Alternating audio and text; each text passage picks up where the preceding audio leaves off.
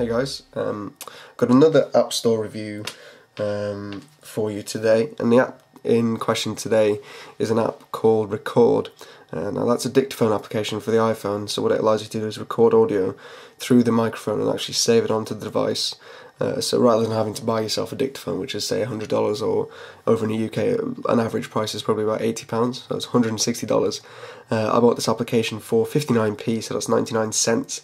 And it basically utilises all the functions of the device itself, so the iPhone 3G, and you don't have to get yourself a new piece of equipment. So I'll go right ahead and basically show you what this is all about. Now with what I do with all of my App Store reviews is actually talk about the icon first.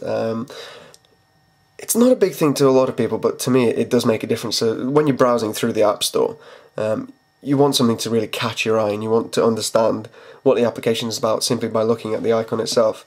Now, as you can see there, the record icon is basically just a record button, which is, I mean, the simplest way to convey what the application does itself.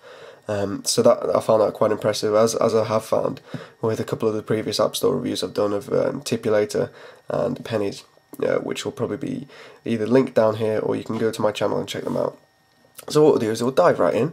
We'll go load record, and it takes, I think, a couple of seconds. 1, 2, 3. There we go. Loads up in 2.5, 3 seconds. Nice and easy. So what you can do is I'll go through the features, then some of the pros and the cons.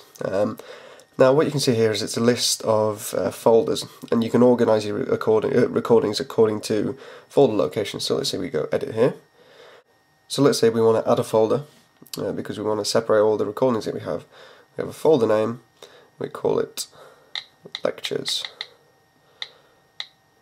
There we go, nice and simple, if you can all see that. We'll leave it as a standard folder type and we save it.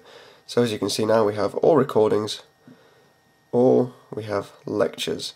So what we're going to do is we're going to go into our lectures folder, and then we actually go, this little plus symbol here, can't really go wrong without obviously not knowing what you're doing, so just basically press the plus symbol, and as you can see, a little screen comes up with a little bar across the bottom basically saying how loud you are, or how high the volume's going into the input mic.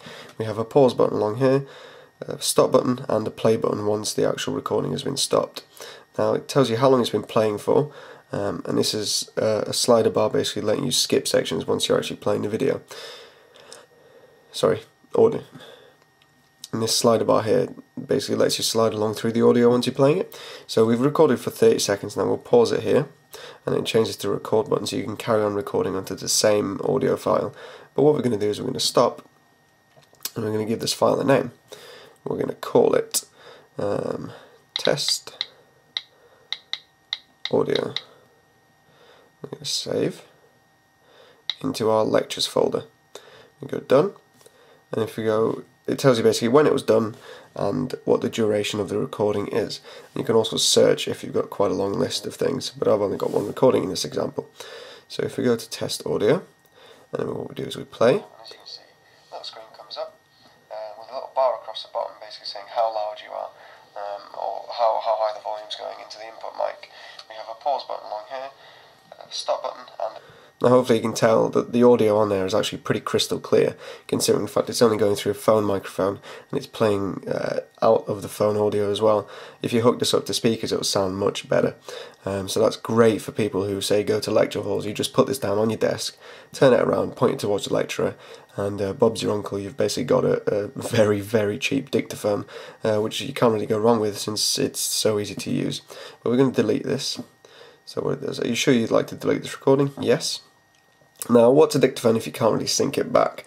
So what you can do is up here, it's a sync icon. Now what that allows you to do is you have to download an application for either Windows or Mac called Sync, S-I-N-K, which is made by the same developers, which allows you to actually sync wirelessly all the recordings on here, or select recordings, onto the PC, which is great. A couple of pros of this.